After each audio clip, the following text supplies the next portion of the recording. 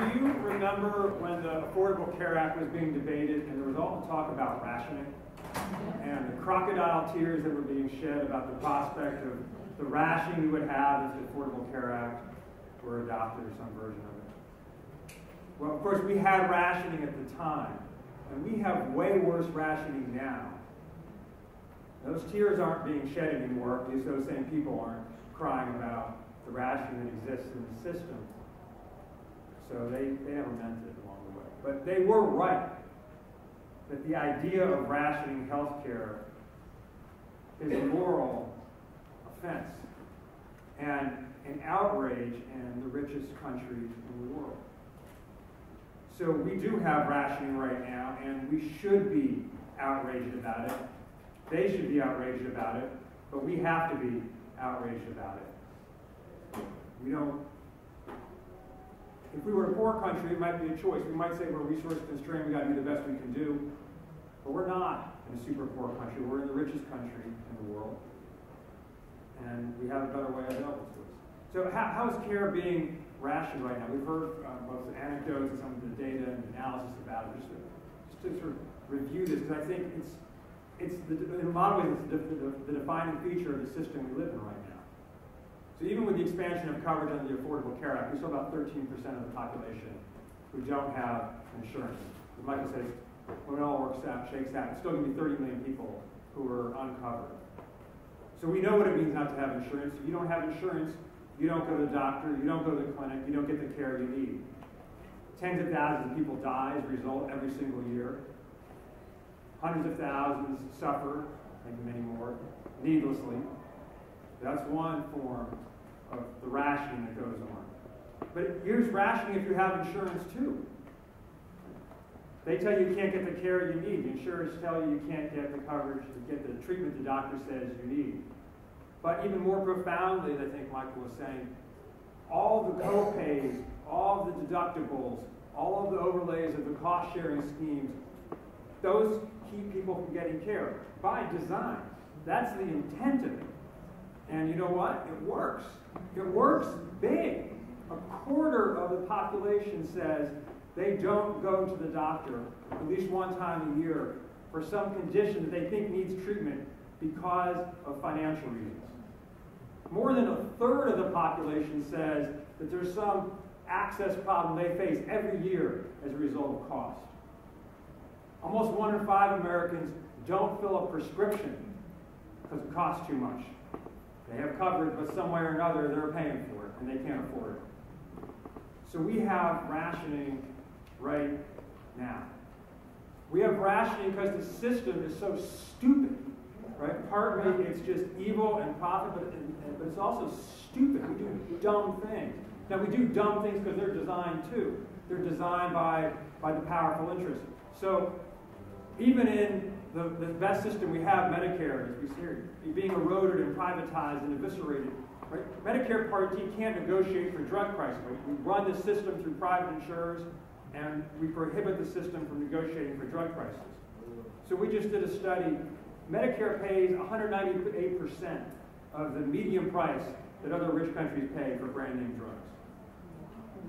Not because it costs so much to make them, not because of some imaginary expense required for R&D, just because, as you said, because the price is so high, and we could do something about it, and we choose not to, and we legislated that Medicare can't do anything about it. So we have rationing. That's why do 1 in 5 people not pay? Because it costs too much. They don't have coverage and it costs too much. We have new life-saving drugs.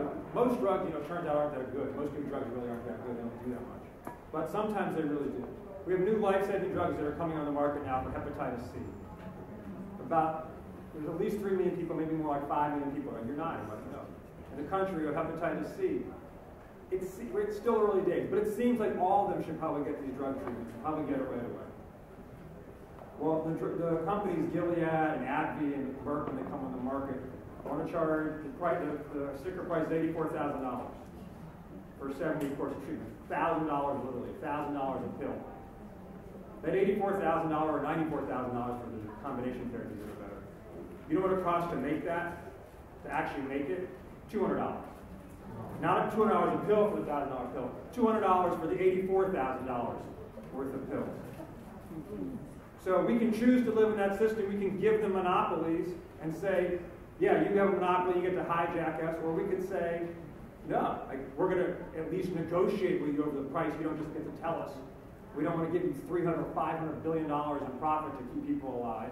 That's what that works out to be. Or we could say, we're not going to give you monopolies, or you don't get to have monopolies that give you the right to charge whatever we want. We can do those things if we choose to, but we choose not to. Instead, we choose to have rationing. And so we choose to have people die. We choose to have people be sick for no reason. If we had single-payer Medicare for all, expanded and improved Medicare for all, as the bill is now called, we would do away with all this stupid stuff. We'd do away with all this stupid stuff which is there by design, and we would do what we should do as a matter of right. We just fix all these problems, not just these. We do more preventative care. We make sure that treatment was rational. We do all sort of the right stuff. But we're a ways away from that. And we are at a point, I just brought this up, like 6 minutes before the panel started, I got an email from my friends at the Chamber of Commerce, also celebrating the anniversary of Medicare. But the subject line, I forget, we sent out an anniversary message today too, I forget what the subject line was. But I think thousands will die, actually. Thousands will die if we don't fix and expand Medicare. The subject line from the Chamber of Commerce is ticking time bomb. And the ask is, please sign a petition to help destroy Medicare. So we face some big challenges. But the good news is, I'm just listening to you talk about remembering 50 years ago and 50% of older Americans not having insurance. And it is such a great story. Really do have to celebrate and get these cupcakes distributed if you haven't already. But the thing that's so amazing about that story is we didn't just sort of make it a little bit better. We didn't go from 50% to 30%. We didn't even go to 10%. We just said, we're going to do it for everybody, right? You're 65, you get medical coverage, deal is done. So that has to inspire us, which is a great achievement historically, and it's an inspiration of what we know we can do. It's going to take a lot of hard work. I know a lot of you were out sweating this morning, so thank you for doing that. I know you're all sweating walking the long hallways here doing the lobbying. We're at 51, you say. We've got to get up a little bit higher than 51 to win this thing. But that's what we're going to do, all working together. Thank you all for everything you are doing.